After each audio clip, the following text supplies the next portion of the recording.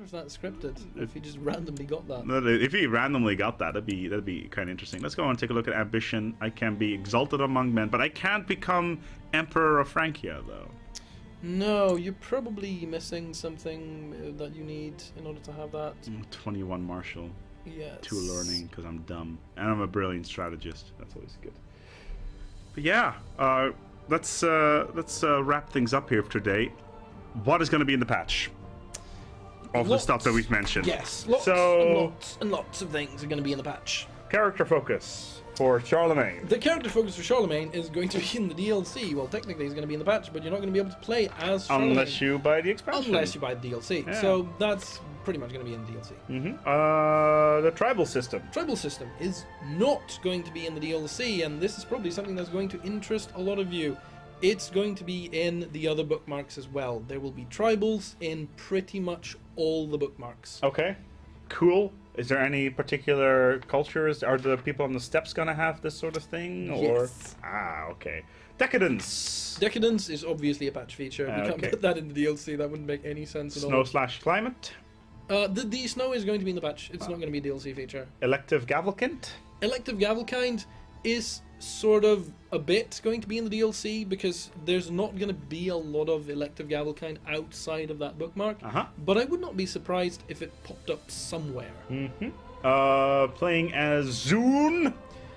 Well, again, it's not technically a DLC feature. If there was Zune somewhere else, then sure. But since the Zune are only in the bookmark, then yeah. Customizable kingdoms. That is going to be a DLC. Tell us more about customizable kingdoms, yeah, Johan. We haven't talked about it yet, and I kept it at last on purpose. Ah, right. So, customized kingdom, basically, people want to be able to create. Hold on, let me just titles. Borrow. Yeah, you're a king already, so you can only. So I repay the Jews. Now I'm just gonna expel them. So more money from me. Poor Jews. I know, right? Anyway, customizable kingdoms. Yes, customizable kingdoms. Basically, people want to be able to grow in reasonable ways. People want to be able to take their county and become something awesome. And this the Empire of Zune. Well, the Empire of Zune is definitely something everyone will be doing. So. In before whoever does it first. Yeah, exactly. There will be threads on the forums, I assure you. So yeah, basically it means that you can take existing titles and make higher tier versions of those titles. So if you have a cool duchy that you really like, I am the Duchy of Småland, and I want to have a kingdom, I can create the Kingdom of Småland. And then I can give it a flag, and I can customize the name, and some stuff like that. We'll see exactly where that ends up. We can name the kingdom whatever we want. I'm not sure we're going to be able to name it any. Probably. If I want to name it the Kingdom of Paradox. Yeah, you can name it whatever you want. Yes, of course you can name it whatever you want. But I thought you said whenever you want. The Holy Confederacy of Zune. Of course. I'm sure there will be such a thing. Yeah. That sounds good. Yeah. So it's basically, it's not that big a deal, but it does allow you some more flexibility. You don't have to stick to the de jure areas and create de jure kingdoms and stuff like that. So it does give more flexibility, and it does. Just to clarify, if you make that, whatever you have under your holdings or your domain, do those domains automatically get added to your de jure empire? So whoever is in that empire at that point in time can have the, or that kingdom at that point in time can have the ambition to become king of said kingdom, and pretty much oust you as well of your own kingdom. That could happen, yes. Okay. So basically, every single function from a normal kingdom, but forged by your own hands. Basically, yes. That's the idea. We'll see where this ends up, but that is the idea. It is definitely a very, very exciting idea. That there's a lot of stuff coming. This is from a size point of view. We've already discussed this. It is pretty much the size of Old Gods when it comes to total content. There's quite a lot. For those people that are not aware, we expanded into India last expansion. No, we're not doing a China expansion this time around. No. I hope we never make a China expansion. Hey, you're the project lead, man. You can do whatever the hell you want. Yeah, tell that to Johan Anderson. Yeah, well, we'll see. As finally we have the Saxon Kingdom. They've got a cool flag. We've already mentioned this. I like the Saxons. The Saxons are really cool. We discussed this earlier on. Like, I think it's a mustache on a pole, but you think it's something else. But we're not going to go into details. Although it is after the watershed, so we can pretty much say it if you wanted to. Yeah, let's not do that though. The chat. Let's go have a chat. Take a look at the chat really for what they have. Yeah, I know that there's one thing that we completely missed. What did we completely Yeah, miss? we completely missed the Chronicle. That's a good point. Yes.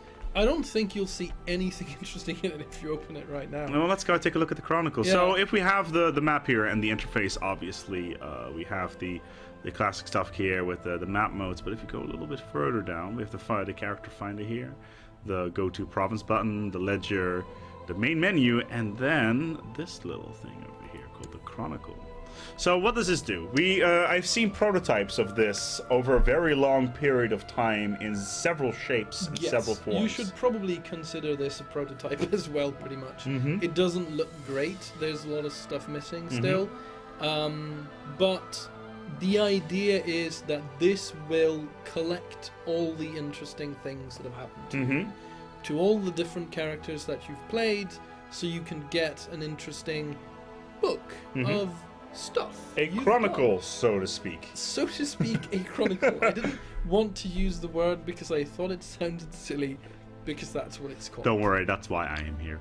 That's good. So King Charles married Adelinde in 772. Villagers saw blood raining from the sky in the province of Guineas in 773. My guess is that nothing interesting happened that year. So blood was raining. Nothing.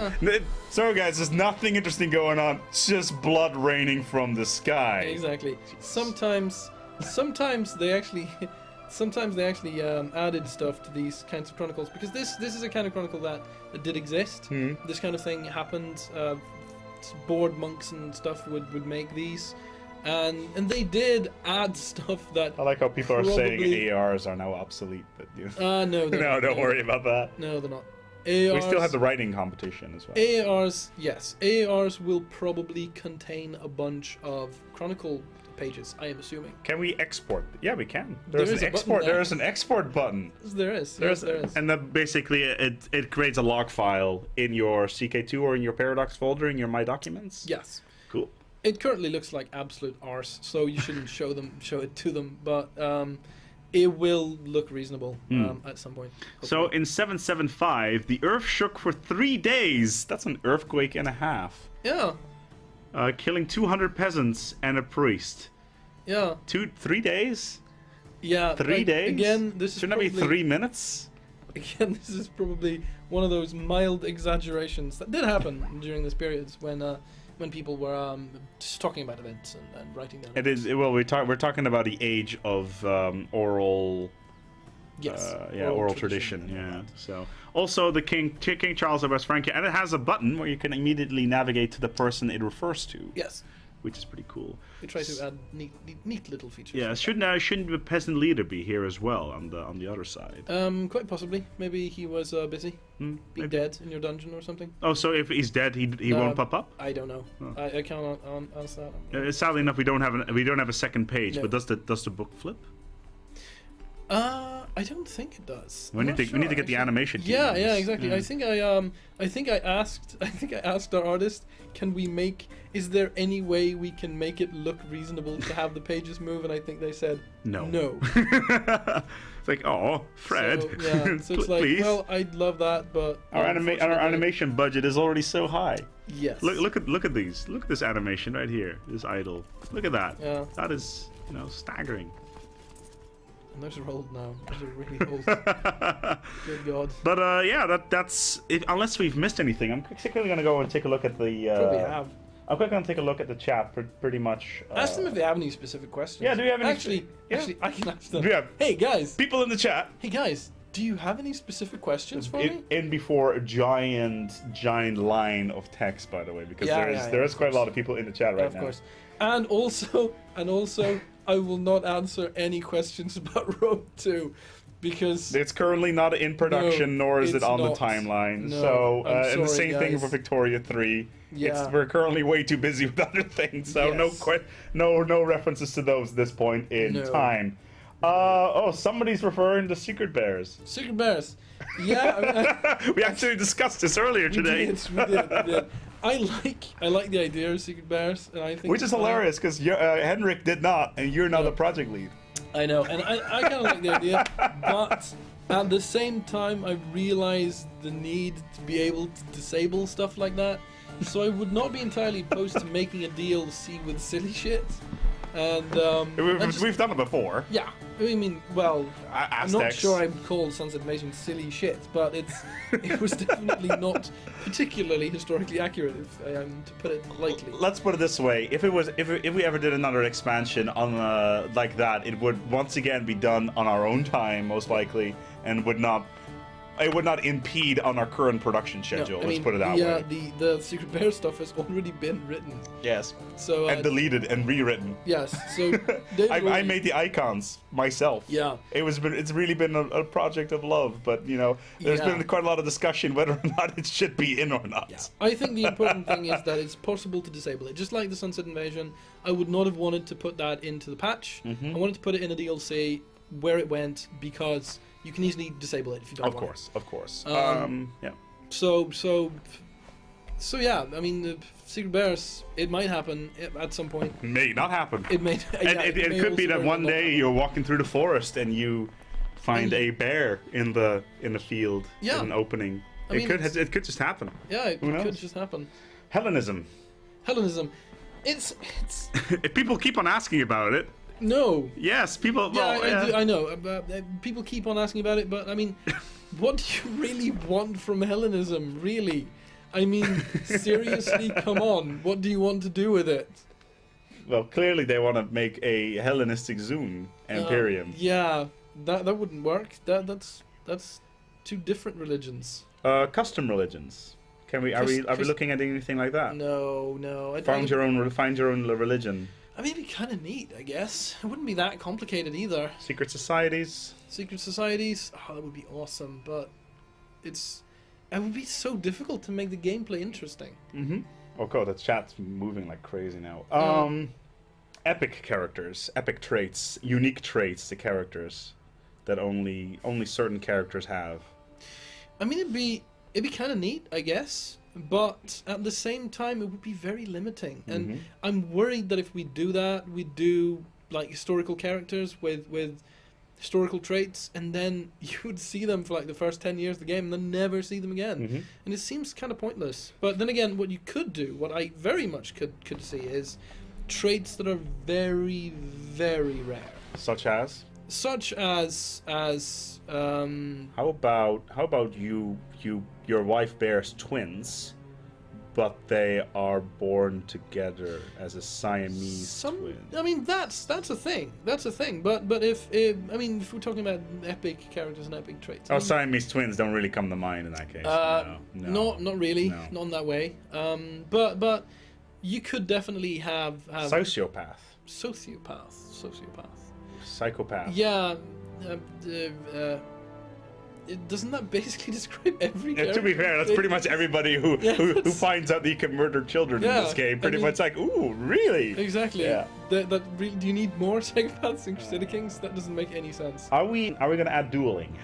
Or any Dueling. sort of war, or improving war leaders and that sort of thing, combat? I'd love to do that, but it's.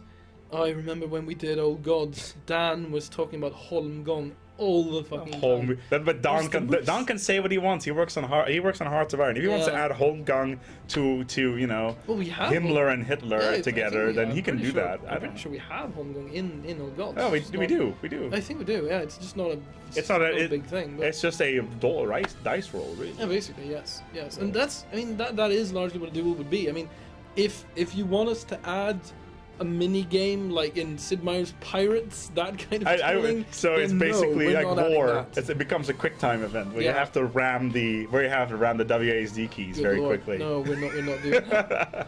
Or Good Lord. Oculus Rift support. I don't know, something. Oculus Rift Support would be kind of cool, but It'd also be very completely weird. pointless. Yeah, completely pointless. It would be like, yeah, you could walk around in Yeah. this historical landscape.